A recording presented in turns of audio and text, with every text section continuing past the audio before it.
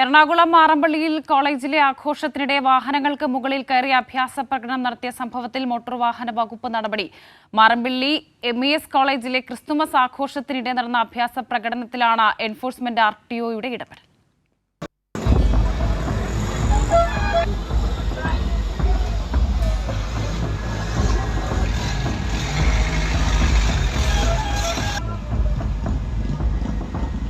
Perumbavoor Marampally MES കോളേജിലെ Christmas ആഘോഷത്തിനിടെ ചൊവ്വാഴ്ച വൈകിട്ടാണ് വിദ്യാർത്ഥികൾ വാഹനങ്ങൾക്ക് മുകളിൽ കയറി അഭ്യാസ പ്രകടനം നടത്തിയത്. നാട്ടുകാർ പകർത്തിയ ദൃശ്യങ്ങളുടെ അടിസ്ഥാനത്തിൽ മോട്ടോർ വാഹന വകുപ്പ് എൻഫോഴ്സ്മെന്റാണ് നടപടി സ്വീകരിച്ചത്.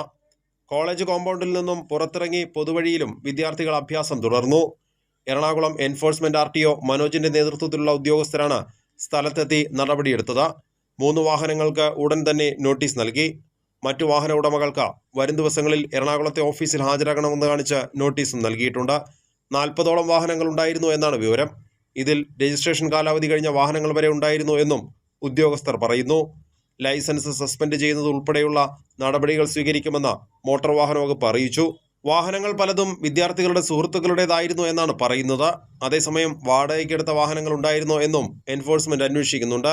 അശ്രദ്ധ മൂലം അപകടങ്ങൾ ക്ഷണിച്ചു വരുത്തുന്നത് ഒഴിവാക്കാനാണ് നടപടിയെന്ന് മോട്ടോർ വാഹന വകുപ്പ് വ്യക്തമാക്കി. കൈരളി ന്യൂസ്, കൊച്ചി.